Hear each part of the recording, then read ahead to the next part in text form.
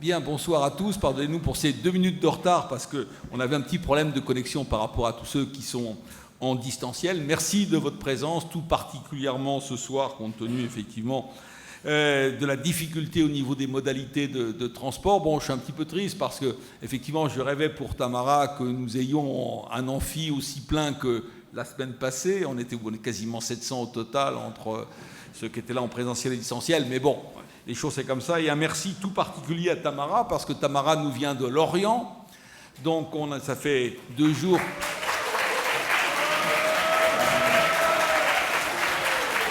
Donc bravo d'être venu. Depuis hier, on est en transe quant à savoir si tu pourrais venir ou pas. Donc effectivement, on est vraiment ravis que tu sois là, en espérant qu'il y ait le plus grand nombre de personnes possible en distanciel. Avec Tamara, on s'est connus il y a 2 mois dans le cadre d'un congrès de dirigeants où nous intervenions tous les deux. Et elle a fait un standing ovation. Et depuis, bien, c'est très bien. Il se trouve que nous allons être tous deux, d'ailleurs, à la fin de la semaine, parrain et toi marraine au Canet en Roussillon, donc en Occitanie, d'un salon nautique qui va s'ouvrir. Donc nous allons devoir intervenir à nouveau. C'est dit, en tout cas, on est très heureux de t'accueillir. Merci également à tes amis brésiliens qui sont là. C'est très gentil de t'accompagner dans cette épreuve. Donc, on a un Mardi de la Mer très différent du précédent, où nous avions effectivement le major général des armées qui intervenait.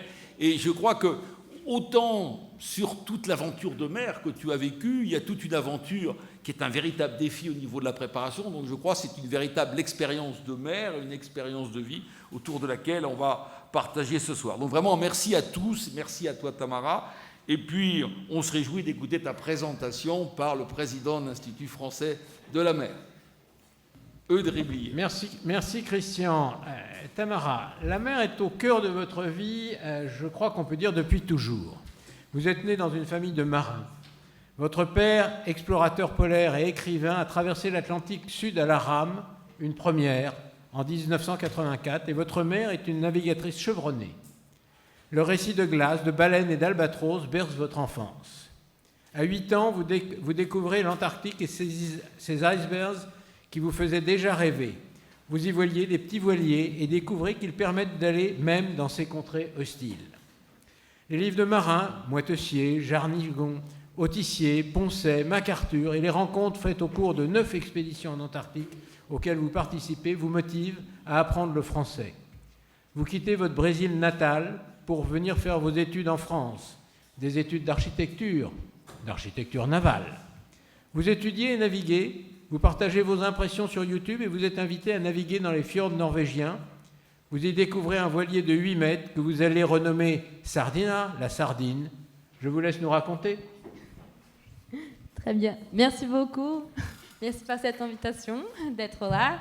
Je vais parler de vous parce que j'ai, comme beaucoup de jeunes, j'ai un peu trop d'énergie des fois. Et je vais montrer quelques photos.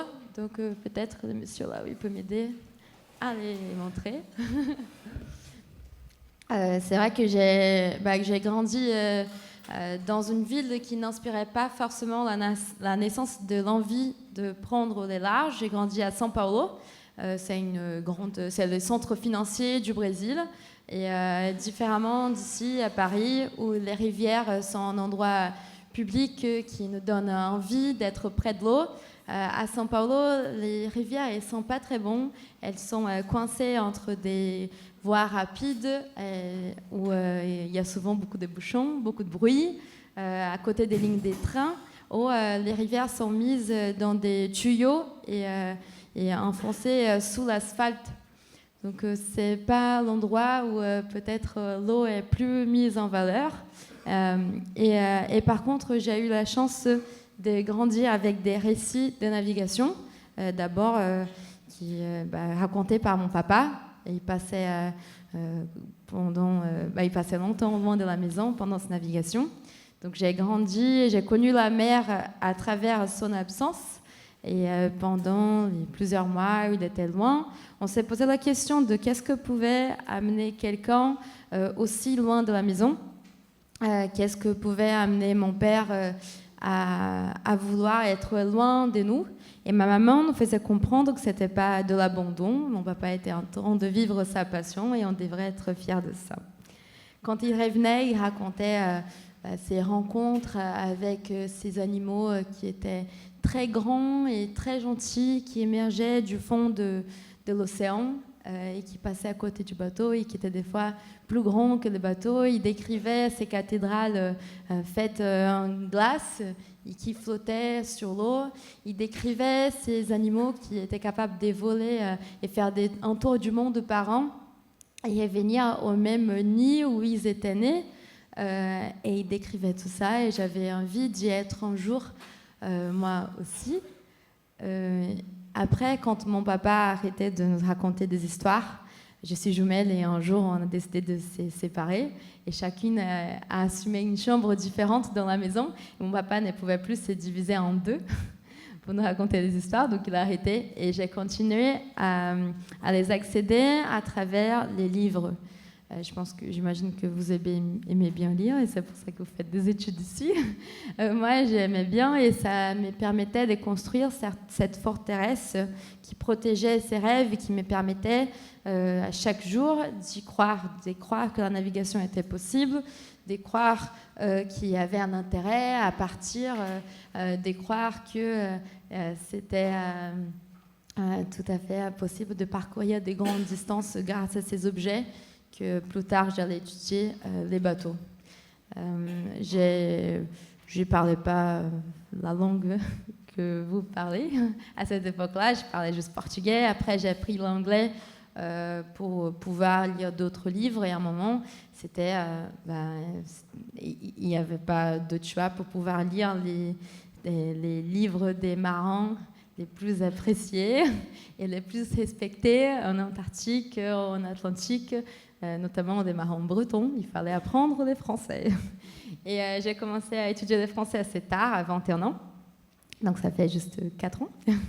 Et j'avais envie d'apprendre juste pour lire un bouquin spécifique qui s'appelle La Longue Route, qui a été écrit par un Français qui a fait un tour du monde et demi parce que ça lui plaisait beaucoup d'être sur l'eau. Et quand j'ai lu ces bouquins, c'était incontournable de venir en France un jour. Et l'architecture navale, c'était un bon prétexte. Et j'ai commencé à étudier l'architecture parce que j'avais des projets et je ne savais pas par où commencer. Donc je me suis dit, il faut que je choisisse en étude qui m'apprendra à faire des projets. Bon, c'était pas tout à fait le projet que j'imaginais faire, mais j'ai appris à faire des plans, à dessiner des maisons et des musées et des bâtiments. Et plus tard, je suis venue ici pour faire l'archi navale. Et j'ai découvert qu'autour de mon école à Nantes, il y avait des rues qui avaient les noms des navigateurs que j'avais lus quand j'étais un peu plus jeune. Donc j'ai traversé la rue Bernard-Moitessier, je prenais les ponts Éric Tabarly et tout ça me faisait croire qu'ici en France, mes rêves étaient plus possibles. Même si je ne parlais pas la langue, même je me souviens que pour avoir de l'énergie, il fallait appeler EDF le premier jour de mon séjour en France. Et c'était la galère de faire comprendre, qu'est-ce que disait la dame de EDF et où découvrir. Ou est-ce que c'était les petits chiffres qu'il fallait lui donner pour pouvoir installer l'électricité? Je pense que vous avez tous passé par là à un moment. À la banque, je me souviens que pour avoir mon compte, il fallait donner plein de documents que je n'avais pas. Et je lisais les contrats, mais je ne comprenais rien qui était sur ces contrats. Donc j'ai juste signé parce qu'il n'y avait pas de choix. Et tout était difficile au début. Mais je pense que quand on a un rêve qui est un peu plus grand que nos peurs, on traverse beaucoup de frontières, y compris les frontières de la langue. De son absence. 4 ans plus tard, j'avais fait mes études. J'avais passé 2 ans à chercher des sponsors pour construire un bateau pour traverser l'Atlantique. C'était un projet assez ambitieux pour une personne plutôt jeune. Et pour naviguer en solitaire dans une course qui s'appelle la Mini Transat, j'ai beaucoup travaillé sur ces projets. J'ai monté une équipe pour faire la construction du bateau. J'ai trouvé un chantier pour faire la construction et j'ai découvert que la vie des navigateurs ne comprend pas seulement traverser les océans et naviguer et prendre des tempêtes, des longs calmes. Mais on a besoin aussi de trouver les moyens de pouvoir financer nos projets. Et ça, je ne savais pas trop faire. Donc, au bout de 2 ans, j'avais discuté avec plein d'entreprises et les chefs d'entreprise étaient assez souvent très motivés pour participer au projet. Mais il y avait souvent un moment où, dans une réunion, quelqu'un s'est levé, après des mois et des mois de discussion, il s'est posé une question que je ne savais pas répondre. Qu'est-ce qu'on va faire avec l'image de notre marque si cette fille est morte en mer? Dans ce moment-là, je souriais un peu. Je disais que ce n'était pas trop mon plan de mourir, mais c'est vrai que ce n'était pas impossible, comme ce n'est pas impossible de mourir de différentes formes, mais c'est vrai que les mers, ça pourrait peut-être se faire un peu peur. Et je me suis dit, je vais essayer de commencer par les minimums. Je vais peut-être pas construire les meilleurs bateaux du monde, je vais peut-être pas travailler avec l'équipe de mes rêves, mais je dois commencer quelque part. Je me suis rappelée d'un mail d'un monsieur qui avait l'air d'être un peu fou, qui m'avait envoyé un message un jour m'invitant pour venir en Norvège, dans une ville qui s'appelait Ålesund. Je ne savais même pas où c'était dans la carte. Et il me disait qu'il avait un bateau qu'il n'utilisait jamais et que si je voulais venir naviguer sur son bateau, que ce serait un grand plaisir pour lui de pouvoir me le prêter. J'y vais. À ce moment-là, on était en 2020, c'était à la fin de la première vague de la pandémie. Je pense que tout le monde se souvient à peu près où chacun était dans cette époque. Et moi, je venais de rompre avec mon copain. J'avais plus de maison. Du coup, j'étais un peu SDF, disons, et je dormais dans les canapés de mes potes, et j'avais pas réussi à trouver des stages, tout était un peu incertain, et à ce moment-là, je me suis dit, en fait, je pense que c'est ça la beauté de la jeunesse, c'est qu'on a appris quelque chose jusqu'à cet âge-là, j'avais 23 ans. On est relativement indépendant et on a relativement peu à renoncer pour pouvoir prendre des risques. J'avais peu à perdre, je savais que j'avais pas un copain à perdre parce que c'était déjà perdu. Je n'avais pas des loyers à payer parce que je n'avais pas réussi à trouver des logements. Je n'avais pas un stage ou un travail à renoncer puisque je n'avais pas trouvé non plus.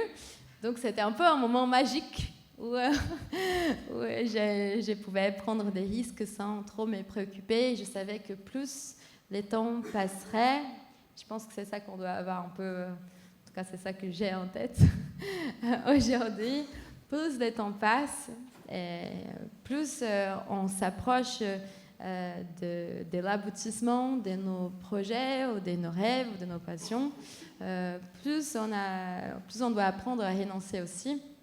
Et c'était les moments. Je vais en Norvège avec 2 complets inconnus dans un bateau que je ne connaissais pas.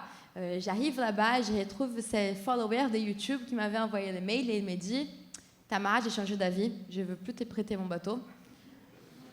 Je pense que si tu veux apprendre à naviguer, il faut que tu ailles les tiens. Parce que c'est juste quand tu seras la propriétaire de ton bateau que tu sauras prendre des décisions sans demander rien à personne. C'est quand tu vas payer pour tes erreurs et ça va te faire apprendre plus vite aussi. Et je pense que pour que tu aies ton indépendance, il faut que tu sois la propriétaire du bateau. Je trouvais que l'idée était un peu absurde, mais je n'ai pas pu trouver beaucoup d'arguments pour lui contester et j'achète ces bateaux au prix d'un vélo, parce que c'était tout ce que j'avais. Et l'ancien propriétaire, il était content aussi de me les vendre, parce qu'il disait qu'à lui, ça lui faisait plus plaisir de vendre les bateaux à quelqu'un qui allait partir avec, plutôt que de les vendre à quelqu'un qui allait les garder dans les mêmes fjords où il était à 37 ans en Norvège. J'achète ces bateaux, je n'avais jamais navigué en solitaire, et j'y vais. Et 1 an plus tard, ma maman a pris cette photo à Recife, c'est une ville au nord du Brésil. J'ai complété avec ces mêmes bateaux ma première traversée de l'Atlantique. J'étais un peu stressée, j'avais du mal à croire que J'étais venue de la Norvège, de Ålesund, jusqu'à mon propre pays. Et je passe par les canaux principaux de la ville et je vois plein de monde. Je croyais qu'il y avait un match de foot, mais c'était des gens qui m'attendaient, qui m'avaient suivi tout le long du trajet et je ne savais pas. Et quand je commence à m'approcher du port, je vois un feu et c'était un bateau qui venait. J'entends la voix de ma mère qui vient de ce bateau et elle disait « Mais c'est pas possible que ce soit Tamara parce que le bateau est trop petit. » Et après, il y a la voix de ma petite sœur qui dit « Mais il n'est pas sûr du tout. » Et après, les gens commencent à dire « Mais c'est peut-être elle. Ah, elle a réussi à traverser l'océan. » Et là, il y a mon père qui dit « Le voyage ne sera pas complété jusqu'au moment où le dernier bout sera mis sur les quais et Tamara aura mis les pieds à terre. » Il est quelqu'un de très exigeant. Et je m'approche du port et je vois qu'il y a des journalistes. Je ne comprenais rien du tout parce que je vais passer tellement de temps à galérer tout le temps, à être mise dans les côtés des ports à chaque fois que je ne comprenais pas qu'il pouvait avoir autant d'attention à ce que je venais de faire. Et il y a une journaliste qui se tourne vers mon papa et qui demande « Alors, Amir, les grands navigateurs brésiliens, est-ce que tu es fier de ta fille? Est-ce que tu es fier de tout ce qu'elle vient de compléter, tout ce qu'elle vient de faire ?» Et il dit « Je suis très impressionnée parce qu'elle a fait un long voyage avec un bateau très précaire. » Il est très exigeant. Bon, c'était ces bateaux-ci. Sur les photos, peut-être qu'il a l'air un peu petit, mais pour moi, vu que je n'avais pas le choix, j'étais très contente de l'avoir. Je pense que aussi, il y a un grand avantage à commencer à développer nos projets quand on a peu de moyens. On a peu d'options aussi. Et quand on a peu d'options, c'est plus facile de faire des choix et être satisfait avec ces choix. Je pense à ça à chaque fois que je vais dans un restaurant avec trop d'options dans les menus. J'ai toujours l'impression que l'option que je n'ai pas faite, que je n'ai pas choisie, était meilleure que celle que j'ai choisie. Et je suis souvent satisfaite. Peut-être que vous pouvez avoir aussi cette sensation de fois. Vu que je n'avais pas trop d'options, il y avait juste un bateau que je pouvais acheter en Norvège. J'étais très contente du choix que j'ai fait. Mais quand on est en mer, il y a aussi une autre chose qui change. En fait, les bateaux, c'est notre univers. On a en même temps on a cette grande sensation de liberté, d'avoir 360 caps, 360 directions possibles vers où aller. Et on se sent assez libre. Et en même temps, on est restreint à un espace qui sera toujours au moins 1 ou 2 pieds plus petit que ce qu'on souhaiterait avoir. Surtout quand on prépare les bateaux, on a toujours l'impression qu'il n'y aura pas assez de place pour tout ce qu'on veut amener. Quand on navigue, on a toujours l'impression que si on avait 1 pied de plus ou 2, on avancerait plus vite. Peut-être que les vagues ne monteraient pas avec autant de facilité. Peut-être qu'on serait un peu plus sec, ou un peu plus confortable. Mais c'est tout ce qu'on a et c'est un peu la magie des bateaux, même si des fois ils sont petits. Et je pense que tous les bateaux sont petits face à la taille de l'océan. Ils nous prouvent qu'on peut aller loin avec eux. Et on sait tout le temps, et je pense que les études d'architecture navale ont montré ça, que parcourir ces distances en tant qu'humain, c'est rien impossible pour nous, et on ne peut que traverser les océans parce qu'on a ces objets qu'on a créés au fil du temps pour les traverser, les bateaux. La remarque de mon papa, je ne l'ai pas trouvée super originale, ça faisait longtemps que j'entendais ça.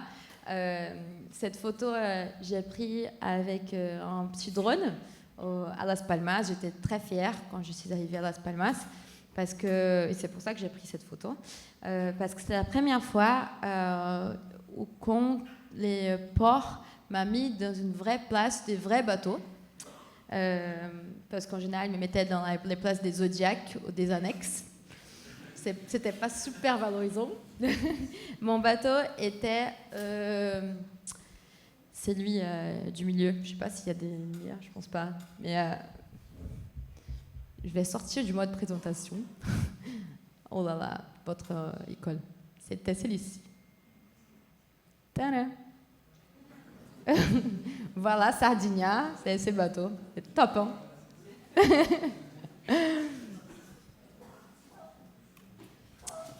Et, mon père a dit que mon bateau était très précaire, mais je veux juste vous montrer que je ne trouve pas que c'était tout à fait vrai. Ça, c'est une photo de lui 40 ans plus tôt, quand il a traversé l'océan avec ces bateaux-là. Je trouve que c'était un bateau à rame, en bois. Je trouve que c'était un peu plus précaire que le mien. Donc, c'est compréhensible. Et ça, c'est un autre bateau qu'il a fait plus tard par Tian, avec lequel il est allé en Antarctique quelques fois, et où il a passé l'hiver aussi. J'ai vécu un traumatisme quand j'avais 8 ans. Ma maman a convaincu mon papa à nous amener en Antarctique avec lui. Et pour moi, c'était très traumatisant parce que j'ai découvert que tous les récits qu'il nous racontait depuis qu'on était petite, ils étaient vrais. Donc les géants, les animaux géants qui nageaient sous les bateaux, ils existaient.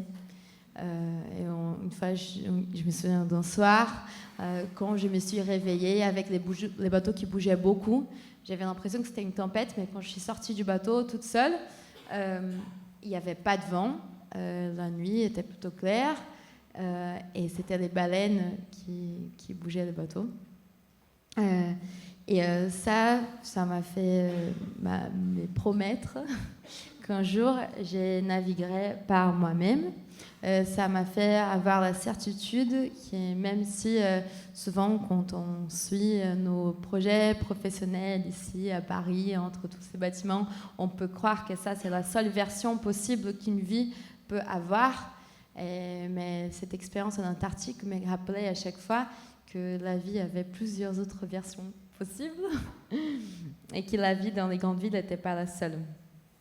Quand on était petite aussi, mon père nous a raconté qu'il avait caché un trésor en Antarctique, dans une baie qui s'appelle Pléno. Et quand on y est allé, on a insisté beaucoup pour qu'il nous amène voir ces trésors. Il croyait que ça allait être facile de les trouver. Par contre, dans l'année où il a caché les trésors, c'était une année où il n'y avait pas beaucoup de neige. Et quand nous y sommes arrivés, il y en avait au moins 3 mètres de neige qui étaient tombés dessous. Les GPS n'étaient pas si précis qu'aujourd'hui. Donc, il y avait une certaine marge d'erreur qui était faisait à peu près la taille de cet espace.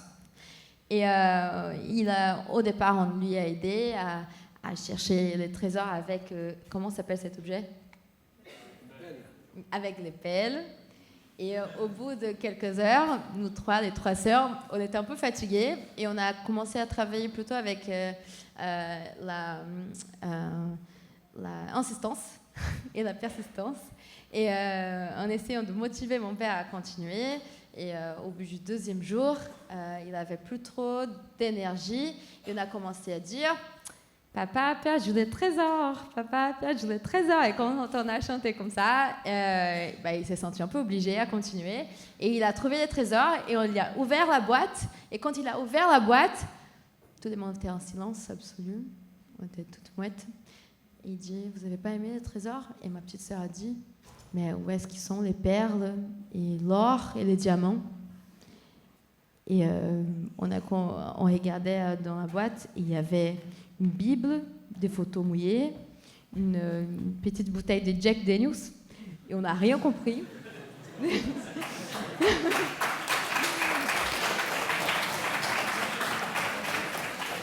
Donc, le lendemain, on a pris une autre boîte où on a mis les objets qu'on aimait bien, et on s'était dit que les trésors, c'était pas quelque chose qu'on pouvait trouver n'importe où.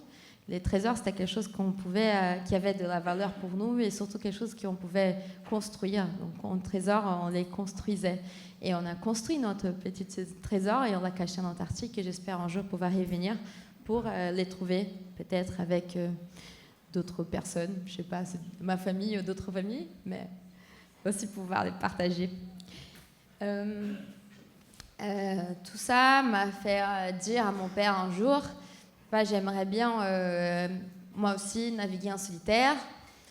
Il est un des plus grands navigateurs de mon pays et je me disais, ça tombe bien parce qu'il pourrait me donner plein de conseils.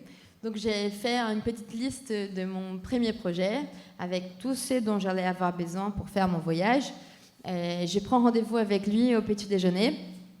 J'explique mon projet à mon père et je lui demande, Père, est-ce que tu me laisserais aller en Antarctique ou naviguer toute seule? Et il dit, pas de souci, tu fais ce que tu veux. Est-ce que ton bateau, il serait dispo l'année prochaine? Il dit, non, mon bateau est dispo. Est-ce qu'il serait prêt pour un voyage en solitaire? Oui, il est prêt. Très bien, donc est-ce que tu peux me prêter ton bateau pour que je navigue en solitaire? Il a dit, Tamara, bien sûr que non. Ça, c'est mon bateau. Si tu veux apprendre à naviguer, si tu veux être navigatrice, il faut que tu fasses l'étude. Bon, je me suis dit que ça allait être un peu compliqué et que j'allais prendre un peu de temps. Mais je pense que mon papa, il m'a donné la liberté d'essayer. En même temps qu'il me disait non pour me donner de l'aide, il m'a aidé énormément parce qu'il m'a poussé à partir du nid. Et la France, c'était l'endroit vers où je suis allée. Après, en Norvège, c'était pas un endroit où j'ai jamais imaginé aller, et encore moins où j'imaginais acheter mon premier bateau. Mais c'est là où j'ai trouvé des gens qui ont cru à moi plus que moi-même. Le monsieur qui est à Anvers, c'était l'ancien propriétaire du bateau. Il s'appelle Jura. Il était content de savoir que le bateau allait naviguer.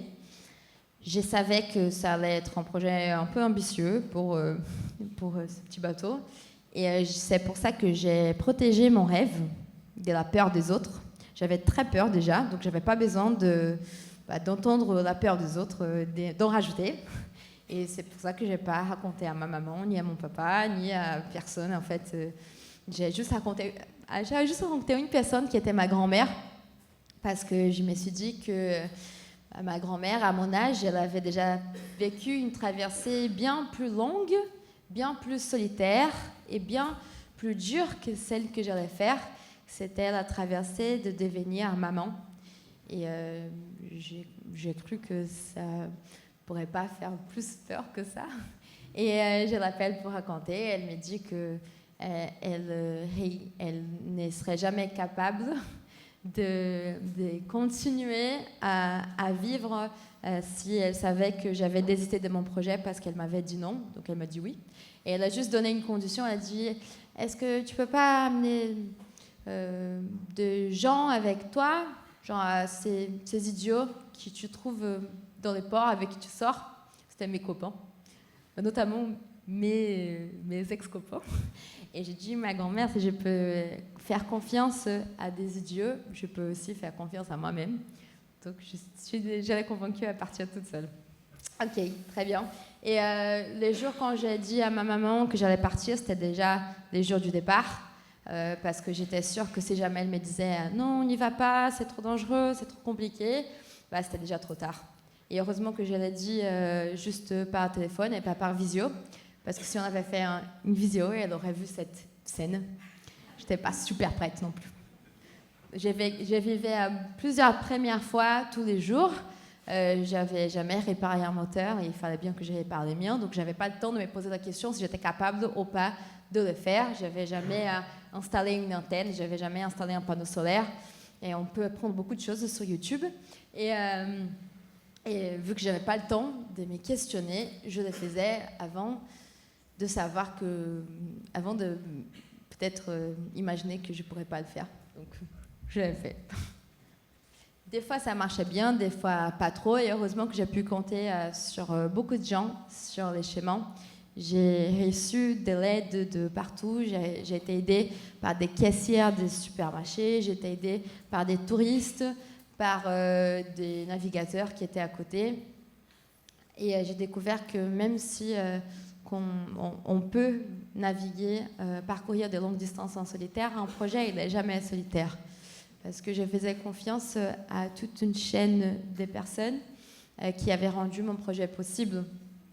Dès les personnes qui ont cousu mes voiles jusqu'au mécanicien qui m'a aidé à réparer le moteur, les gens qui travaillaient au supermarché qui m'ont qui m'ont aidé à transporter et choisir la nourriture, les gens qui travaillaient dans ces usines de nourriture, qui avaient bien préparé ces aliments duquel j'allais avoir très besoin, et que ce serait impossible d'aller si loin si ce n'était pas pour toutes ces personnes qui m'ont aidée.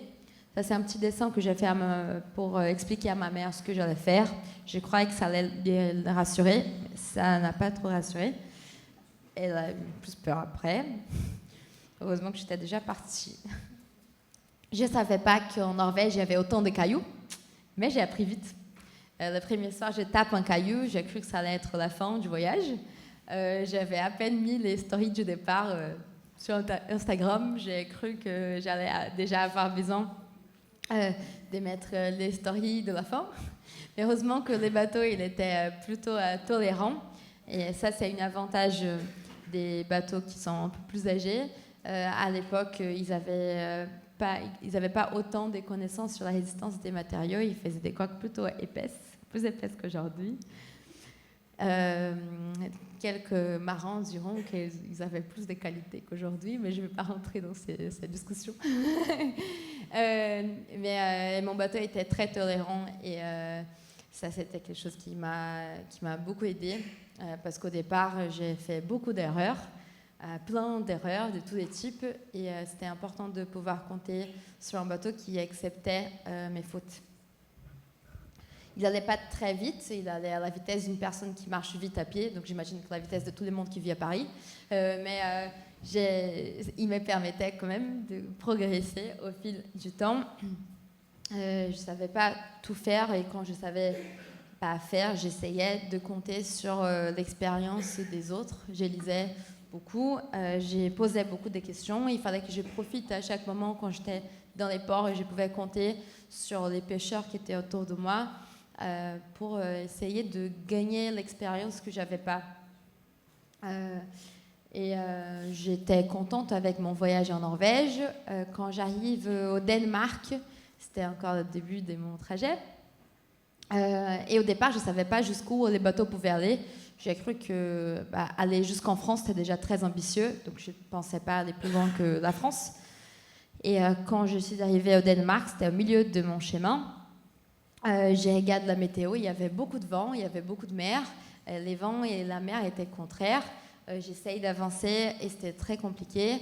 J'avais trop peur. Et quand j'ai regardé Windy, donc cette application de météo, je voyais qu'à chaque jour, ça allait devenir pire. Et pendant les 2 semaines suivantes, la météo elle n'allait pas s'améliorer. Et à ce moment-là, j'ai l'impression que je n'ai pas un autre choix. Il faut que j'appelle la personne plus expérience que je connaissais. Mon père m'a toujours dit qu'il n'allait pas me donner des conseils, mais dans ces moments de désespoir, on peut ignorer cette déclaration. Et j'appelle mon père et je dis je ne sais pas quoi faire. Et il dit Tamara, je ne suis pas à ta place, donc je peux pas te dire quoi faire. Mais ce que je peux te dire, c'est que la tempête n'est pas un problème si elle pousse les bateaux dans les bons sens. Parce que si elle pousse les bateaux dans les bons sens, même si tu es morte en mer, les bateaux, ils vont arriver, tout seuls. Donc j'ai gardé ce conseil. Et pendant les 2 semaines où la météo était très mauvaise, je me suis rappelée d'une phrase qu'une prof de archi de design nous disait, c'était Madame Françoise Coulon. Elle disait que la mission des architectes était de transformer les inconvénients en avantages. Donc j'ai regardé dehors, je voyais les tempêtes de sable et les grandes vagues qui ressemblaient à des grosses montagnes qui cassaient à l'entrée du port. Je disais, quel est l'avantage que je peux tirer de cet inconvénient ? C'est vrai que ce n'est pas tous les jours qu'on peut avoir, qu'on a la chance d'avoir une tempête dans notre jardin. Donc aujourd'hui, j'ai la chance de pouvoir la voir. Et je partais en mer tous les jours en me disant qu'un jour, je pourrais passer par les mêmes conditions sans avoir le choix d'y être. Donc au moins, j'avais la chance de pouvoir savoir qu'est-ce que c'était d'être dans les gros temps et de pouvoir rentrer quand j'avais besoin.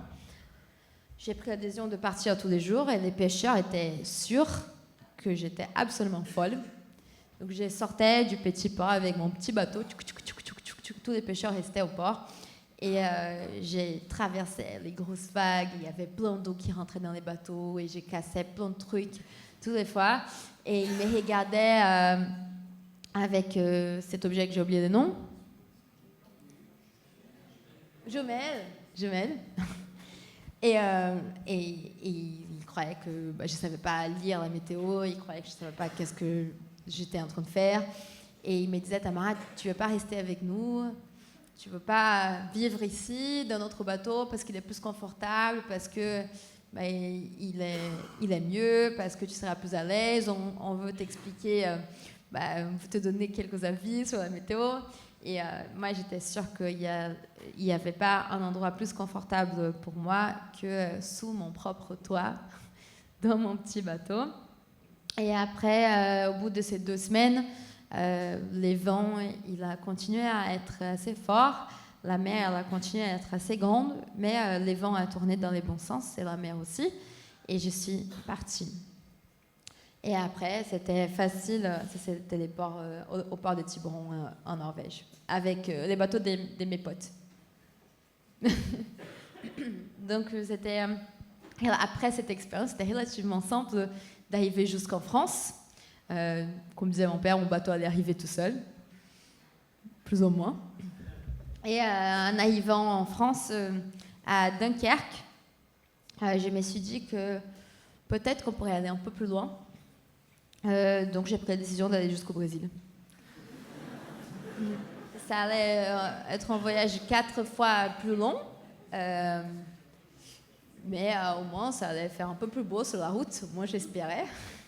Parce qu'au nord de la France, il ne fait pas toujours très beau. Je pense qu'il y a peut-être des gens de Dunkerque ou de Lille ici, et vous savez bien. Et je suis partie pour préparer.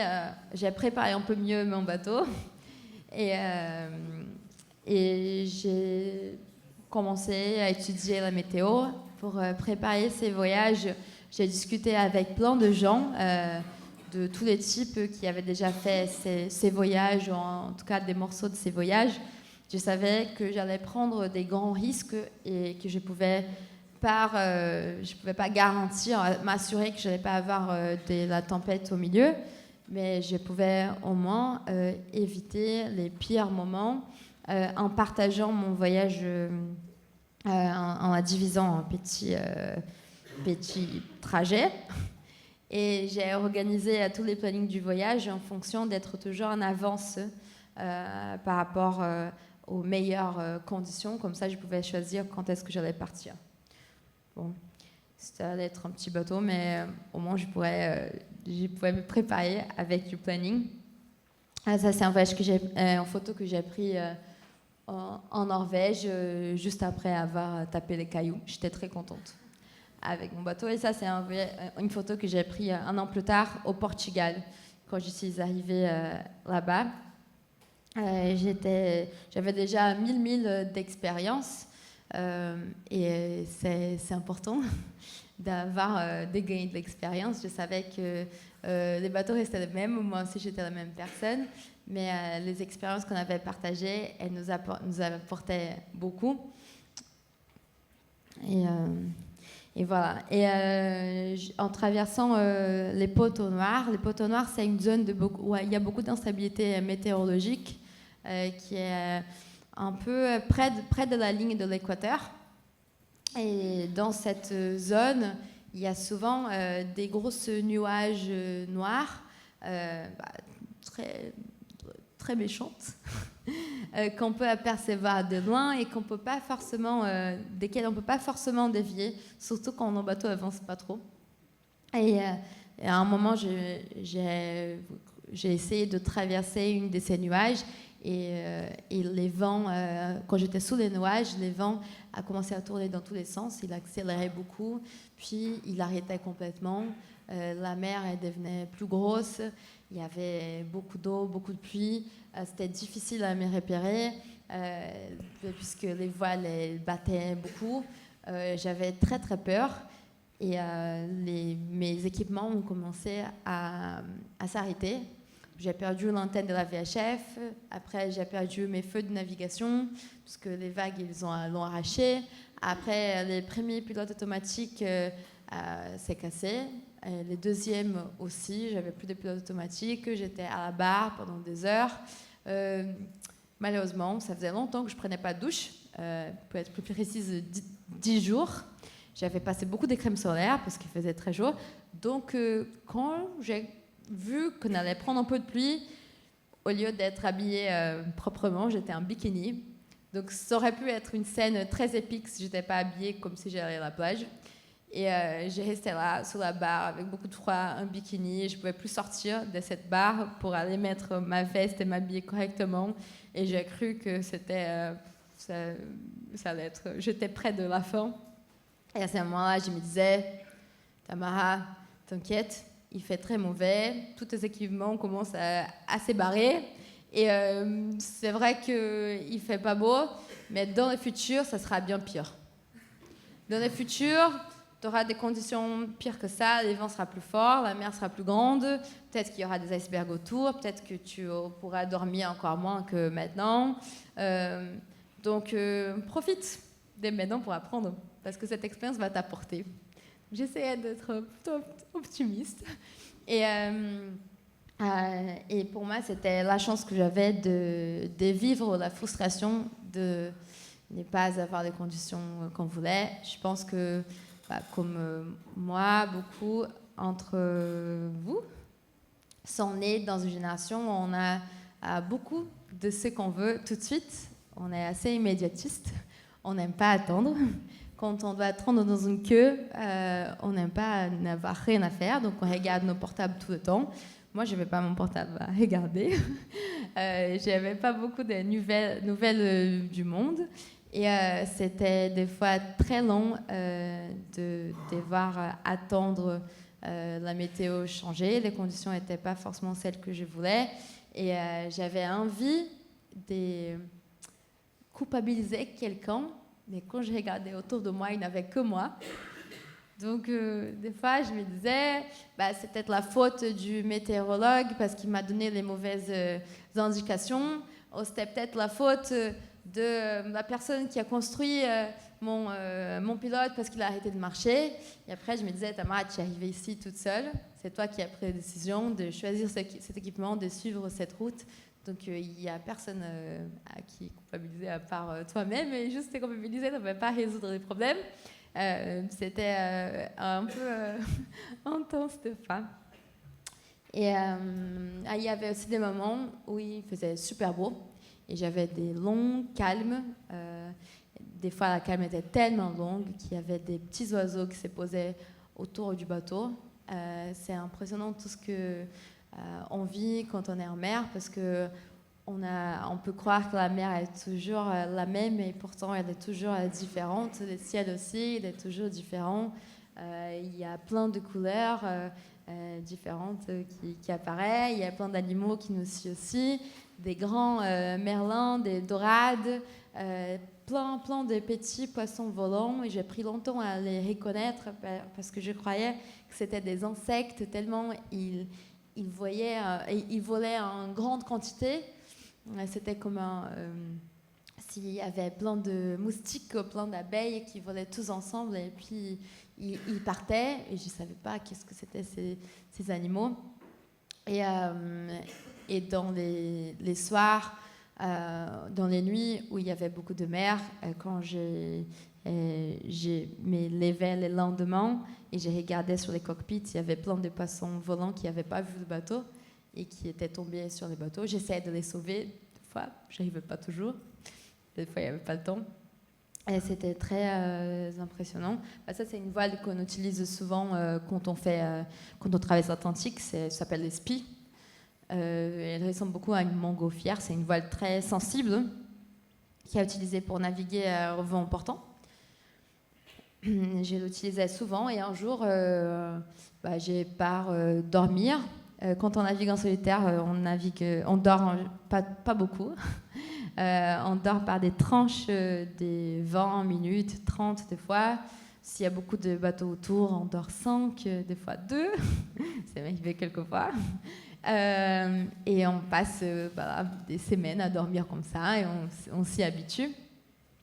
Mais quand on dort, il y a des choses qui se passent. Les bateaux continuent à naviguer. Et pendant que je dormais, mon spi il a commencé à s'enrouler autour de l'étai. Et il a fait plein de nœuds. Et les nœuds ils étaient relativement hauts et relativement serrés. Je n'arrivais pas à les enlever depuis le cockpit. Donc à un moment, il a fallu que je prenne le courage de monter au mât. Mon mât n'est pas très haut. Donc je pensais beaucoup aux gens qui font les Vendée Globe qui ont un mât 3 fois plus grand. Mais ça faisait peur quand même de monter au mât et de voir que ma vie, elle, était suspendue dans un fil, cette petite drisse, et que si j'avais mal fait les nœuds au bout, j'allais soit rester coincée là-haut, soit tomber dans l'eau et que personne n'allait faire demi-tour pour me chercher. Aussi, quand on monte et qu'il y a un peu de mer, les bateaux ils penchent et on se retrouve à se faire balancer dans tous les sens et à être lancé et voir que nos pieds ils volent sur la surface de l'océan et qu'il n'y a rien sous nos pieds. Ça me faisait très peur, j'ai eu besoin de faire plusieurs essais pour prendre du courage. Et je vais jusqu'à la hauteur du nœud et je défais les 18 tours qui étaient faites autour de l'été et je descends avec les spies en vie. Ah, bon, c'est une vidéo, je pensais pas que c'était... J'ai tremblé un peu, ça faisait peur.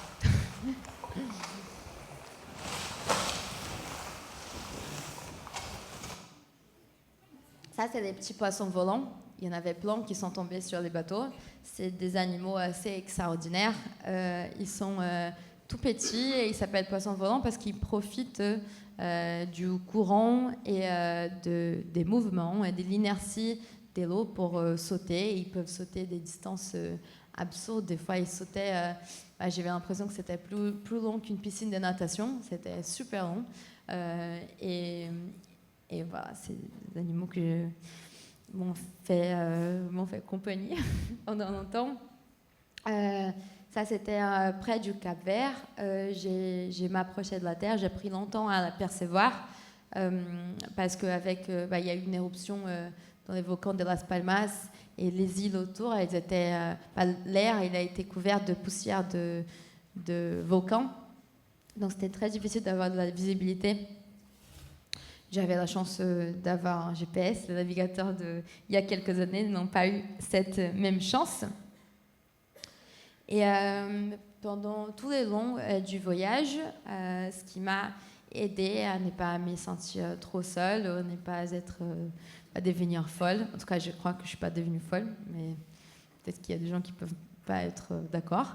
J'ai tenu à ces journaux et j'écrivais tous les jours dans mon carnet et je pense que ça m'aidait à prendre du recul. Quand on est seul pendant longtemps, on n'a pas cet effet miroir de voir les réactions de l'autre et comprendre nous-mêmes à travers le regard ou la réaction de l'autre personne. Donc des fois, à travers l'autre, on peut savoir si on est triste parce qu'on voit que l'autre personne est heureuse. On peut avoir la sensation qu'on est plutôt négatif parce qu'on est à côté de quelqu'un de très optimiste ou l'inverse.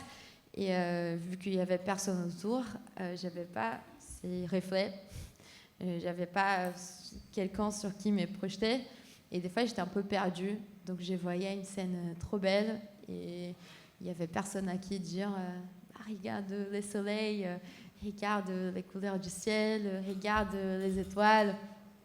Et j'essayais de le dire à mon carnet, et je pense que ça c'est un peu l'exercice assez ingrat d'écrire des journaux. On doit accepter qu'on sera capable de tout décrire, de tout écrire, parce que si on écrit, surtout, on sera toujours en retard par rapport à la vie réelle. Donc on doit choisir qu'est-ce qu'on va mettre et qu'est-ce qu'on va oublier. On apprend qu'on ne sera jamais capable de les couleurs d'une falaise et ne rentreront jamais dans les mots marron, au vert, au beige. On apprend que la sensation d'être face à une vague ne va jamais rentrer dans les mots grands, impressionnants, ou peur. À force de faire des journaux, on apprend aussi qu'on peut transformer nos souvenirs, on peut transformer la réalité qu'on a vécue, on peut transformer aussi notre pouvoir de changer ou pas les mondes, d'être protagoniste ou pas de notre propre parcours. On écrit souvent à la première personne et c'est dans les journaux, sauf si vous voulez faire un autre essai. Mais ça m'aidait beaucoup à ne pas me sentir une victime de ce que je vivais, parce que je me rappelais à chaque fois que c'était moi l'auteur de cette histoire. Et c'est vrai que le bateau, il n'était pas le meilleur bateau du monde, mais c'est des bateaux qui m'ont permis au moins d'essayer. C'était peut-être pas les bateaux que j'aurais choisis si j'aurais pu choisir entre tous les bateaux du monde, mais ces bateaux m'ont appris une leçon très importante.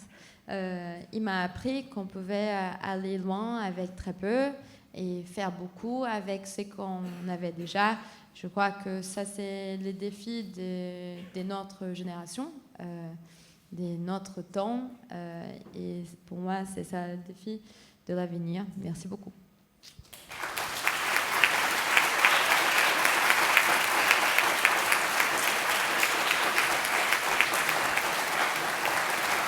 Merci.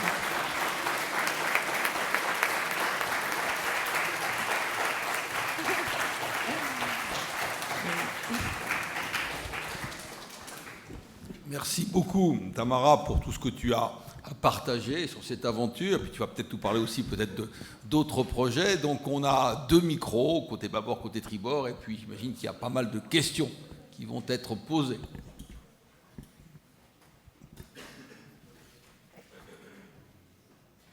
Voilà. Donc ayez la gentillesse de vous présenter. Bonsoir.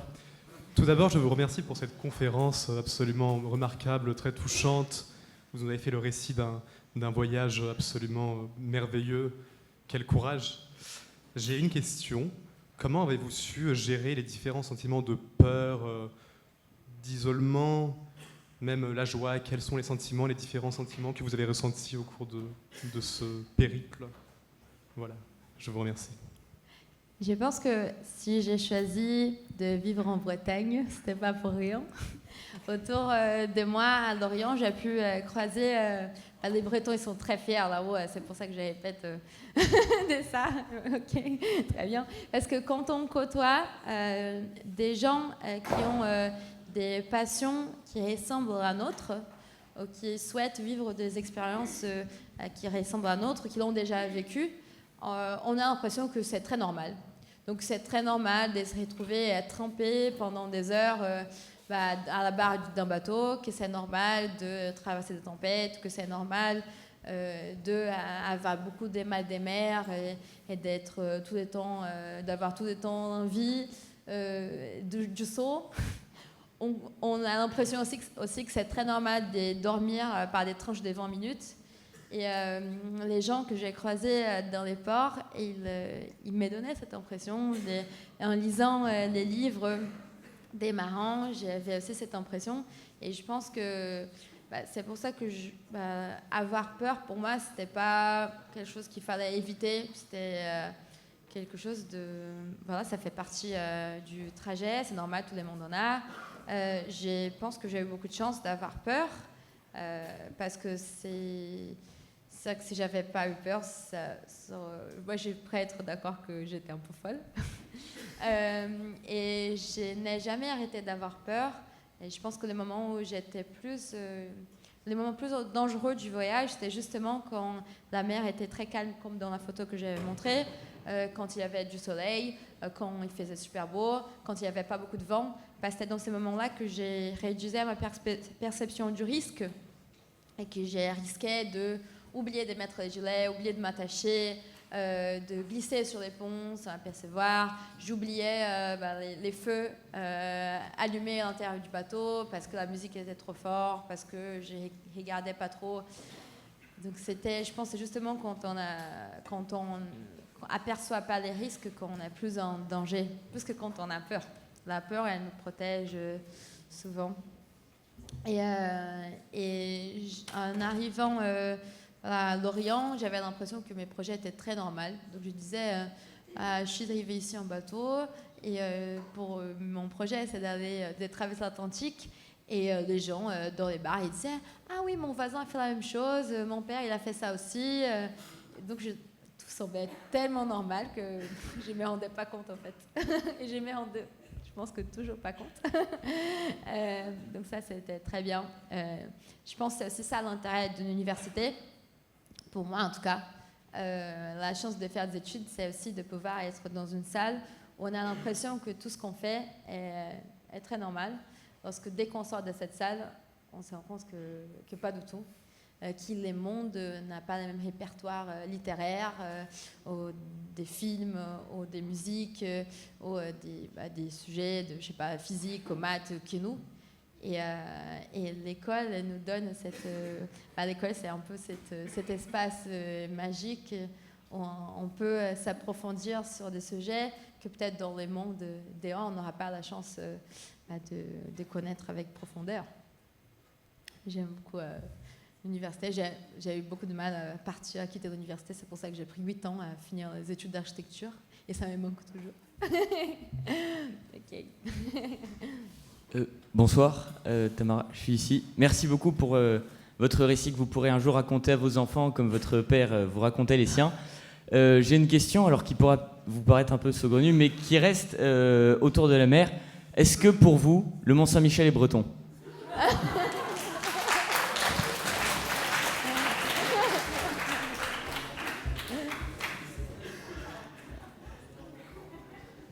Non. Ouais, je suis un peu mal à l'aise en ce moment. Je suis brésilienne, donc je pense que j'ai pas trop le droit de répondre à cette question. Ok, vous vouliez que je réponde? Je suis désolée, je suis pas prête. Hein. Je suis pas prête à prendre parti. Bien, alors... Vous n'êtes pas satisfait, non? Tamara... Qui a le micro là-haut? Oui. Allez-y. Merci de vous présenter, dire vous êtes dans quel département, etc. Ok, bonjour. Du coup, moi je suis en première année de licence Histoire Sciences Politiques. Merci beaucoup. Et je voulais juste savoir comment ça se passe une journée type à bord du bateau, du coup. Ok, ça dépend beaucoup de la météo. Mais en général, on ne voit pas les débuts et la fin d'une journée. Même pour tenir mon journal de bord, des fois c'était compliqué parce que je ne me rappelais pas quel jour c'était, parce qu'ils étaient tous mélangés. Vu qu'on dort jamais et en même temps on dort tout le temps. Et c'est difficile de garder des références des débuts et des fins d'une journée. Je me suis rendu compte de l'importance de la douche. Quand on prend des douches en ville, c'est au-delà d'une habitude culturelle ou hygiénique, c'est aussi un marqueur temporel. Je ne sais pas si ça se dit marqueur. Ok, très bien, il y a des gens qui vont confirmer. Et quand j'étais sur les bateaux, je ne prenais pas de douche, donc je ne marquais pas mon temps. Je ne dormais pas forcément les soirs. Des fois, j'inversais même les jours et la nuit. Donc au départ, quand j'étais en Norvège, les journées étaient très très longues. Il n'y avait presque pas de nuit. Donc j'essayais de manger petit-déj après le lever de soleil, mais pas forcément parce que des fois j'avais pas faim. J'essayais de déjeuner vers midi, mais quand j'ai traversé les frontières, midi changeait aussi, au fil du temps. J'essayais de brosser mes dents quand il faisait nuit. mais c'était pas forcément utile parce que des fois j'ai mangé tout de suite après. Et je pense qu'une journée type est une journée où on observe la nature, on observe la météo, on se prépare toujours pour l'inattendu ou les pires. On doit être prêt surtout pour résoudre les problèmes pour lesquels on ne s'est pas préparé.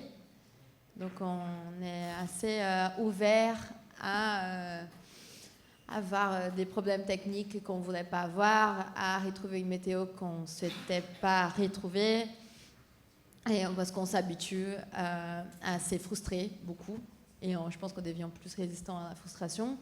Et ce qui m'aidait, je pense que la seule chose que je faisais tous les jours de façon assez religieuse, c'était les journaux. Et j'essayais de les faire dès que je pouvais, presque tout le temps. Quand je ne pouvais pas écrire, j'enregistrais ma voix avec un enregistreur. Après, c'était ces enregistrements qui nous ont aidés à faire un documentaire, parce qu'il y en avait plein. Et je pense que les types, c'est ça, c'est de percevoir la nature et de savoir il faut qu'on fasse le mieux avec les conditions qui nous sont données. S'il fait trop chaud, trop beau, on met beaucoup de crème solaire. S'il fait très froid, on met nos vestes. Et c'est un peu ça, le journée type. Merci Tamara. Georges, à qui j'ai regardé la page de votre journal que vous avez présenté là, et cette phrase m'a marqué, que non aguento mais. Ah.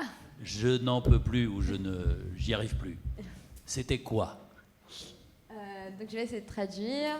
Je profite du fait que le soleil est parti pour rester à la barre et récolter les rafales de la nuit.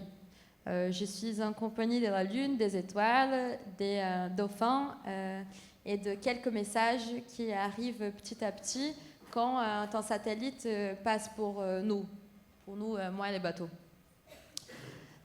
Et ça me fait me rendre compte d'à quel point ces voyages m'ont déjà fait grandir. 700 000. J'ai le droit à 0,5 litres d'eau pétillante, un fruit frais, 3 dattes, une tapioca, c'est un truc des maniocs qu'on mange au Brésil, 30 minutes de soleil du midi, 3 heures de soleil latéral, 3 heures de lune, une demi-t-shirt propre, 3 carrés de chocolat, 4 heures et demie de sommeil, un lavage de visage d'eau douce. Ah oui, je ne pouvais pas dépenser d'eau douce, même pas pour laver mon visage. Et un chewing-gum par jour. Si les voyages se prolongent, on va changer des casseroles pour réduire les rayons des circonférences des crêpes des maniocs, jusqu'au moment où on va arriver à un cercle qui est tellement petit qu'il ne sera plus possible de la plier au milieu, et on va devoir remplacer notre petit-déj par ces mélanges d'avoine que j'en peux plus.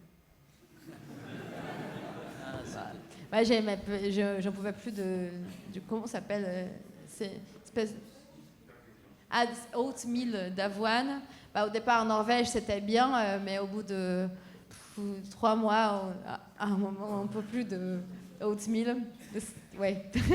Donc ce n'était pas du désespoir sur les conditions du voyage, mais seulement sur la nourriture. Encore bravo. C'est un peu du désespoir aussi, parce que la nourriture, c'est une des choses qui nous rend heureux.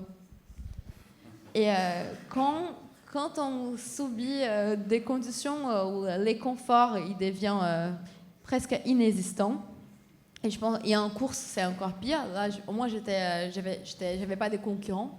Mais quand je naviguais en Bretagne, en course, c'était encore pire. Et quand les conforts deviennent inexistants, la nourriture, elle est un outil très important pour garder le moral. Et le moral, c'est un aspect de sécurité indispensable. Il faut y croire, il faut croire qu'on va pouvoir continuer. Donc quand on peut plus manger ce qu'on aime, bah, on a moins de sources de motivation et elle sèche très vite, la motivation. La nourriture, c'est important. Bonsoir Tamara, Grégoire, étudiant en deuxième année de licence Histoire Géo et passionné d'histoire maritime et marin et plaisancier régulier, enfin voileur régulier. Je suis vraiment admiratif de cette performance, qui en plus a été fait avec un type de bateau sur lequel peu de marins actuellement oseraient traverser l'Atlantique. Donc cette performance est plus que respectable. Vous faisiez référence à toutes les mers que vous avez traversées avec leurs différentes caractéristiques techniques. Donc là, je voulais savoir déjà dans un premier temps comment vous aviez géré psychologiquement les différences entre les caractéristiques techniques de la mer du Nord, de la Manche qui est réputée pour ses violents courants, idem pour la mer d'Iroise et le golfe de Gascogne qui lui est réputé pour ses violents coups de tabac en hiver. Et avec les mers du Sud, vous avez aussi fait référence à la société de consommation dans laquelle nous vivons, et on laisse deviner un certain recul par rapport à cette société que vous exposez. Donc je voulais savoir comment vous aviez géré ce recul-là à bord de votre navire, de votre bateau. Mon navire. C'est la classe. Hein. Déjà, c'est la classe de pouvoir parler avec Christian Boucher. On peut stresser pour samedi, quand on fait les conférences un après l'autre. Mais je pense que vous avez parlé au départ que vous faites une licence d'histoire géo. Je crois que c'est ça les pouvoirs de l'histoire. Quand on lit ce qui a déjà été fait, on se rend compte déjà que c'est possible. Quand j'étais dans les ports, avant de partir à chaque fois, j'ai discuté beaucoup avec les locaux. Je me suis aperçue qu'il y a un personnage qui est très présent dans tous les ports. Il était présent dans tous les ports par lesquels je suis passée. Je suis assez persuadée qu'il est présent dans tous les ports du monde. C'est ce monsieur qui fait du bateau et qu'il est appelé souvent par ses collègues les capitaines du port. C'est une personne qui connaît tout le monde. Il connaît tous les fournisseurs, il connaît tous les endroits, les meilleurs endroits pour manger, les meilleurs endroits pour se faire réparer des pièces, les meilleurs endroits pour trouver du matériel. En général, il est un des bateaux les plus préparés. Lui aussi, il est plutôt expérimenté, il a beaucoup navigué avec son bateau. Et il dit à tout le monde, il annonce à tout le monde qu'il va partir l'année prochaine. Et quand l'année change, il dit à tout le monde, je vais partir l'année prochaine. Et les années passent, et il dit, je vais partir l'année prochaine. Et il part jamais. Il reste au port parce qu'il est persuadé que l'année prochaine, son bateau sera encore plus préparé, qu'il trouvera l'amour de sa vie, qui va venir l'accompagner, que l'année prochaine, il y a un nouveau système qui va sortir, un nouveau équipement qui va sortir aussi, et que ça va rendre son voyage encore mieux, et il part jamais. Et je crois que je sais que j'ai été aussi protégée par une espèce de naïveté. Quand je me suis fixé mon objectif, j'ai pensé à son ensemble et pas à chaque petit bout ou à chaque petite difficulté. Je me préparais, je visais un projet qui semblait tellement grand qu'en fait, chaque morceau correspondait à juste une petite partie. Donc, j'avais pas peur de la mer du Nord. Pour moi, c'était obligé que je la traverse. Donc, je me suis juste préparée pour pouvoir la faire parce que c'était la première étape du voyage. Et je pense qu'il faut aussi savoir à qui on demande des conseils parce que la peur, elle est très contagieuse, aussi comme l'ambition, aussi comme les rêves, aussi comme la foi. Et j'essayais de discuter plus avec des gens qui croyaient qu'avec les gens qui ne croyaient pas. Mais mon bateau, c'est le bateau que j'ai pu avoir. Mais quand j'avais des difficultés, par exemple en mer du Nord, je me disais, Tamara, mais tu es quand même dans un bateau qui est fermé. Les Norvégiens, les Vikings ont fait ça il y a très longtemps avec un bateau ouvert. Quand j'étais au golfe de Gascogne, je me disais, il y a des gens qui ont déjà traversé le golfe de Gascogne en catamaran des sports, des Bretons. Quand j'étais au milieu de l'Atlantique dans les poteaux noirs, je me disais, les caravelles portugaises, elles ne pouvaient même pas remonter au près. Donc, si j'ai l'impression que je ne remonte pas au près, en fait, c'était pire avant. Où je me disais, mon père a fait ça à la rame, donc je ne peux pas me plaindre d'avoir un mât et des voiles. Donc, j'essaie d'utiliser l'histoire à mon faveur pour m'encourager et me dire qu'en fait, j'avais de très bonnes conditions. Bonsoir, par ici. Ambre, donc en 3e année de droit. Alors j'ai bien compris tout le côté émotion avant, pendant le voyage, mais finalement, quand on revient, qu'est-ce qu'on ressent ? Est-ce que, j'imagine qu'il y a beaucoup de fierté, mais est-ce qu'on n'est pas un peu frustré ? Est-ce qu'on n'est pas un peu en manque aussi de ce genre d'expérience ? Comment est-ce que vous avez vécu le retour, justement ? L'arrivée, pour moi, était assez triste. J'étais contente de finir mon projet, mais c'était ces points sur la carte posés sur les mots récifés, c'est le nom de cette ville au Brésil, qui était mon objectif pendant plusieurs mois. C'était ces points que je avais en tête quand je me posais la question de qu'est-ce que j'ai fait ici. Parce qu'il arrive souvent quand on est en mer, je pense que c'est assez souvent quand on est en navigation, il y a un moment où on s'est dit je ne vais plus jamais de ma vie rentrer dans un bateau, et quand on arrive au port, il y a cette magie, on oublie tout et on se dit juste c'était génial, j'ai hâte de naviguer à nouveau. Et plus je m'approchais des récifs, plus j'ai commencé à sentir ce vide de l'objectif. Je savais que bientôt je serais sur mon objectif, et si j'étais sur mon objectif, je n'allais plus les voir de loin. Et plus je m'approchais de l'arrivée, plus j'avais envie de repartir. Et ça n'a pas pris très longtemps pour que, après mon arrivée, je revienne en France, que je revienne notamment en Bretagne, pour développer les projets d'après.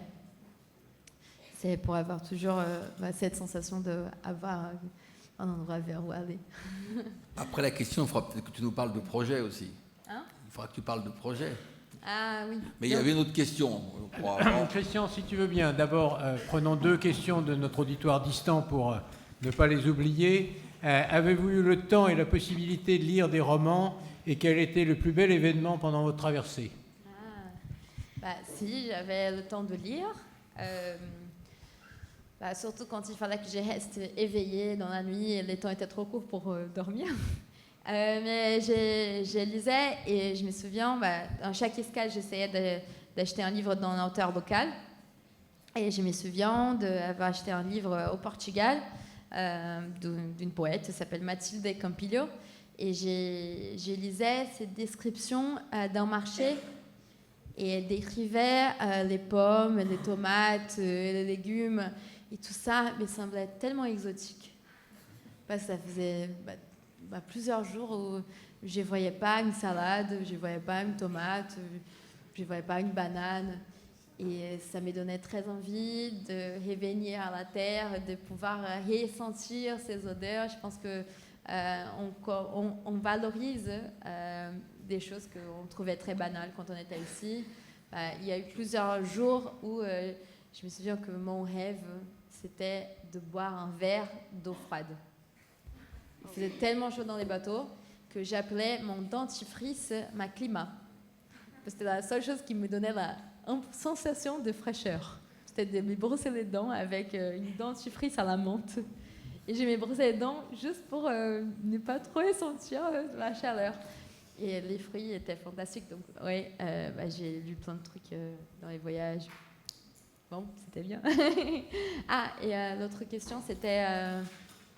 Le plus bel événement. Le plus bel événement pendant votre traversée. Je pense que c'est spécial l'arrivée, bien sûr, parce que voilà, c'est un peu inattendu. On a les stress, on ne sait pas qu'est-ce qui va se passer après. Pendant longtemps, je me posais la question de quelle serait la suite de ma vie. Pour moi, c'était un peu comme la fin de l'université. Mais on termine les études et après, qu'est-ce qu'on devient ? Et je pense que c'est aussi pour ça que pendant les études, en tout cas moi, je pense que d'autres gens aussi, on a très envie que ça se termine vite. Mais plus on s'approche de la fin, plus on a peur de finir. Donc il y a les étudiants qui arrivent très vite à la dernière année, et la dernière année, ils commencent à y pousser un peu, ils prennent des césures.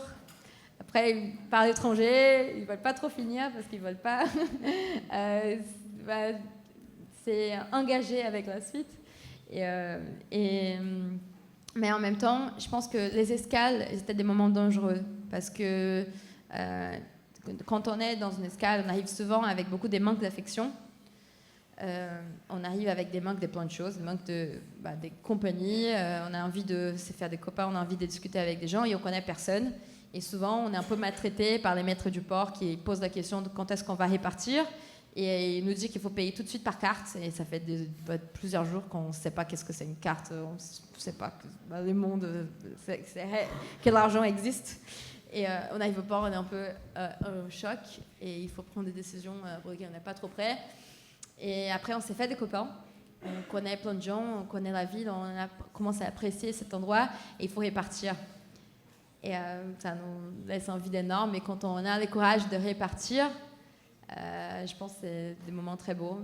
Pour moi, c'était le départ du Cap-Vert. Je savais que j'ai laissé des copains dans l'escale et que l'endroit, la prochaine fois où j'allais m'arrêter, ça serait déjà dans mon propre pays. Donc c'était beau pour moi. Bonsoir, alors moi c'est Mona et je suis en Master 1 Développement durable mais à Paris-Dauphine et j'avais une question. Donc vous les navigateurs, vous faites partie d'une toute petite poignée de la société qui peut voir réellement ce qui se passe en mer. Or, au début de votre périple, vous nous avez un peu parlé de tout ce qui est dégradation des eaux. Et est-ce que vous pensez qu'à notre échelle, donc non navigateurs, on n'est pas tous navigateurs dans cette salle, on puisse faire quelque chose pour faire en sorte de préserver la faune et la flore marine ? Oui, je ne crois pas trop qu'on est les seuls à pouvoir voir qu'est-ce que se passe en mer.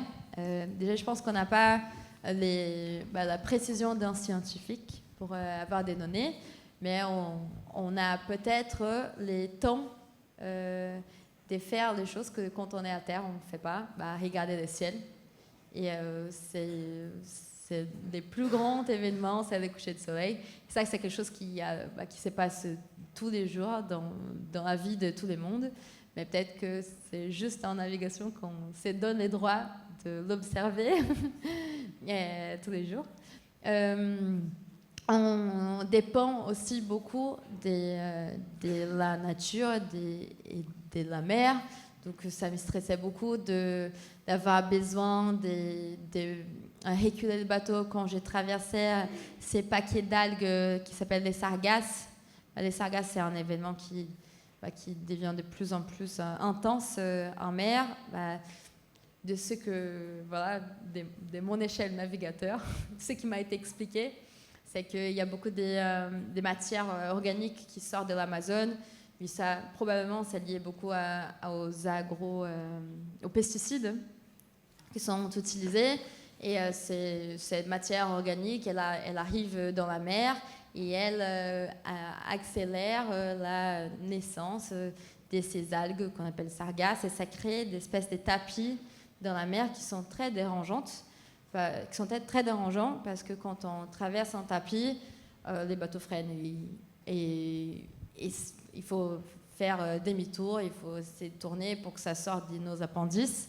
En course, ça, c'est une chose horrible parce que chaque minute compte beaucoup.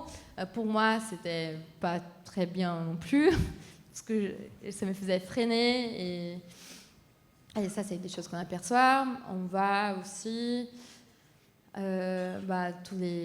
Beaucoup de plastique quand on passe près des îles surtout, mais aussi en mer. Les conteneurs, les poubelles sont un vrai danger parce qu'on peut avoir des collisions. Je me souviens que dans la plage la plus belle du Cap-Vert, c'est la plage où la plupart des tortues capverdiennes mettent leurs œufs.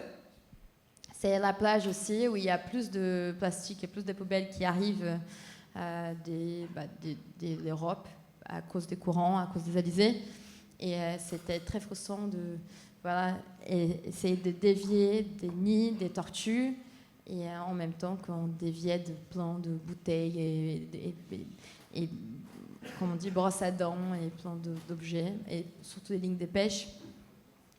Et je pense que chacun dans nos respectifs métiers, dans nos respectifs domaines, on doit agir parce qu'on n'a plus de temps, parce que c'est un peu tard pour éviter les réchauffements climatiques qui vont se passer. Et je pense que c'est à nous d'agir dans nos domaines. Si on est designer d'objets, on agit en designant des objets qui sont plus qui utilisent moins de matière plastique ou pas du tout. Si on est écrivain, on prend ça en compte aussi. Quand on fait nos textes, on ne va pas faire semblant que ces sujets n'existent pas. Si on est présentateur télé, on va agir aussi en abordant ces sujets. Si on est politicien dans mon pays, en ce moment, malheureusement, on a encore un président qui ne croit pas au réchauffement climatique, qui est en train de contribuer à la déforestation, qui n'a pas peur de dire qu'il n'y a pas d'accident qui se passe, qu'il n'y a pas des Indiens qui sont tués en Amazonie, qu'il n'y a pas de déforestation pour vendre du bois de façon illégale et qui même contribue à l'exploration de l'or, qu'on sait qui est très mauvais pour la santé des Indiens. Donc il y a des gens qui ne croient toujours pas. Donc c'est pour ça. Je pense qu'il y a... c'est une chose de tous les jours et c'est pas parce qu'on va arrêter d'utiliser une brosse à dents en plastique pour utiliser une brosse à dents en bambou que ça sera OK.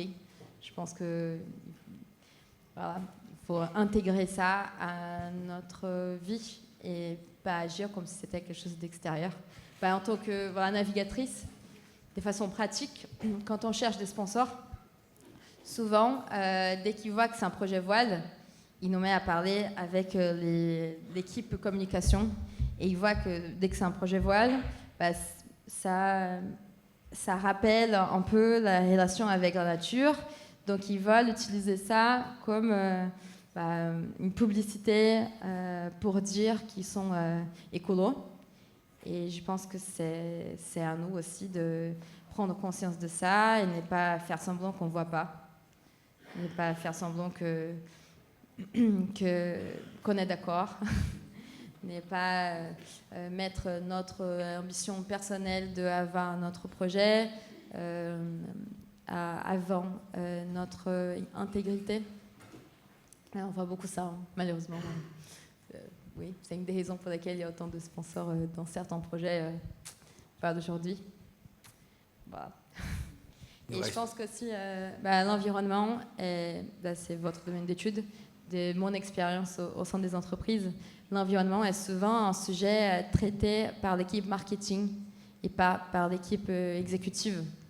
Et pour moi, ça, c'est quelque chose un peu daté et qui doit changer. 3-4 minutes avant que Audrey Bier fasse sa conclusion. En 2 mots, les nouveaux projets, c'est quoi? Tu as des projets ou c'est le retour à l'université, vers le doctorat? Justement, ce matin, j'ai dormi pour la première fois dans mon nouveau bateau. C'est un bateau en acier. J'ai un peu regretté quand je suis partie dans la Norvège de descendre et j'espère pouvoir remonter maintenant. J'ai utilisé plus que 2 mots. Une dernière question peut-être, voilà, et puis après on aura la conclusion. Oui, Ulysse Cousman-Martin, ancien élève de la Cato et en première année à Sciences Po Saint-Germain-en-Laye. Vous parliez en fait de votre père, du coup, qui était reconnu comme un grand navigateur au Brésil. Et en fait, ma question, même si j'imagine qu'il n'y a pas de réponse absolue à ça, c'était avoir votre avis sur le rapport qu'entretenaient les Brésiliens avec la mer, sachant que c'est un pays qui est doté d'énormément de côtes. Voilà, merci. Comme beaucoup des pays colonisés par les Portugais, il y a plusieurs villes au Brésil, une grande partie des grandes villes au Brésil, elles ont tourné les dos vers la mer et pas les visages. Et aussi, donc les eaux sont pas les espaces, au bord de l'eau sont pas forcément les espaces les plus valorisés de l'architecture, de l'urbanisme de nos villes. On a une très grande côte, mais il y a très peu de navigateurs. C'est aussi une côte qui n'a pas elle n'est pas aussi accidentée que les côtes françaises ou norvégiennes par exemple. Ce que ça fait que la navigation n'est pas forcément très facile. Elle est souvent obligatoirement assez longue. Il faut nécessairement passer quelques nuits en mer pour aller d'un port à un autre. On a une très grande histoire et tradition de construction navale traditionnelle. On a la plus grande diversité des bateaux traditionnels du monde. Dans toute notre côte, il y a plusieurs types de bateaux différents. Les jangada, les biana, plusieurs types de chacun de ces bateaux, les batters, les saveiros, et pourtant, malheureusement, avec le développement des bateaux en composite, plastique, qui sont arrivés, qui ont coûté pas trop cher, c'est en train de disparaître, ces savoir-faire et l'utilisation de ces bateaux. Les bateaux en plastique, les bateaux en aluminium, ils sont moins chers, ils résistent mieux, ils sont mieux pour les pêcher. Et on n'a pas eu, différemment de la France peut-être, des fois, on n'a pas valorisé ces savoir-faire. On n'a pas essayé de protéger cette culture. Il y a quelques initiatives privées et individuelles pour créer des musées qui au moins nous permettent de savoir qu'est-ce qui existait ou qu'est-ce qui existe des fois un peu encore. Et j'étais étonnée quand je suis allée à Darnenê ici de retrouver quelques bateaux brésiliens, des bateaux traditionnels. Je pense que c'est des raisons peut-être pour lesquelles j'ai fait mes études ici, pour lesquelles j'aime bien ces pays. Je pense qu'au-delà d'être un pays avec une grande culture maritime, c'est un pays qui a une grande littérature maritime, où les écrits, les récits sont diffusés dès les livres qui m'ont amené ici. Et aussi, la télé, il y a une diffusion de la course. Les bateaux ont été choisis comme un élément, comme un sport important après la guerre. Et la figure des personnages d'Éric Tabarly, il était important pour personnaliser quelques valeurs de discipline, d'espoir, de courage, de technologie. Donc c'est devenu un héros et c'est pas pour rien qu'il est très connu jusqu'aujourd'hui, parce que c'est des valeurs qui ont beaucoup de poids jusqu'aujourd'hui. Et dans mon pays, on n'a pas eu peut-être autant de valorisation de la culture maritime. On n'a pas choisi la voile comme un sport, un des sports nationaux. Même si la voile reste un sport qui coûte cher, parce que comme tous les sports mécaniques, il demande du matériel et il subit des efforts importants. Dans certaines villes, les enfants dans les écoles ont le droit à faire de l'optimiste quand c'est près de la mer, quand c'est dans des côtes. Donc ça reste pas, des fois, c'est pas impossible de faire du bateau. Dans mon pays, ça c'est absolument, c'est très, c'est encore plus rare. Et mon père, il a eu accès à ces livres parce qu'il a eu accès au français. Sa maman, elle était suédoise, mais son père était libanais. Donc c'était une langue importante à la maison. Quand il sortait de l'université, il passait devant la librairie française et c'est là qu'il a découvert cette collection Artaud avec une série de récits des marins qui a été très important pour toute une génération. En France, c'est rare de voir un marin qui a 60 ans et qui n'a pas lu Bernard Moitessier ou qui ne sait pas qui sont Jérôme Poncet, Gérard Genichon et les aventures du bateau de Damien. Vu que j'avais accès à sa vieille bibliothèque, j'ai lu ça. pas forcément les gens de notre âge ont lu ça, mais moi j'ai lu ça. Et je pense que c'est cette culture des transmissions du récit et les pouvoirs du récit qui contribuent aussi à construire cette relation affective avec la mer. C'est peut-être à nous, à moi, à mes collègues, de suivre peut-être un peu cet exemple et d'encourager les gens à avoir un nouveau regard vers la mer, pas comme un obstacle, pas comme un endroit sale qui sent pas bon, qui est au milieu des rivières et qui dérange notre circulation dans la ville, mais comme un milieu qui peut nous amener où on veut. Tamara, alors juste 10 secondes avant la conclusion d'Audrey Blier qui va te remercier, pour vous dire que notre prochain Mardi de la mer, donc c'est le 15 novembre, avec le thème « Le satellite fait-il du phare un monument historique » par Vincent Guignot, qui est un confrère de l'Académie de Marine, qui est le meilleur spécialiste français des phares, qui est conservateur général des phares, qui a monté ce grand musée des phares, et je crois qu'on passera une très très bonne soirée, surtout que c'était également un très bon tribun. Eudes, à toi la parole pour la conclusion et les remerciements. Tamara, vous nous avez dit comment vous avez rendu vos rêves plus grands que vos peurs. Vous nous avez fait l'éloge de la sobriété et du choix restreint. Vous nous avez dit comment transformer l'obstacle en avantage pour construire des trésors. Merci. Merci beaucoup.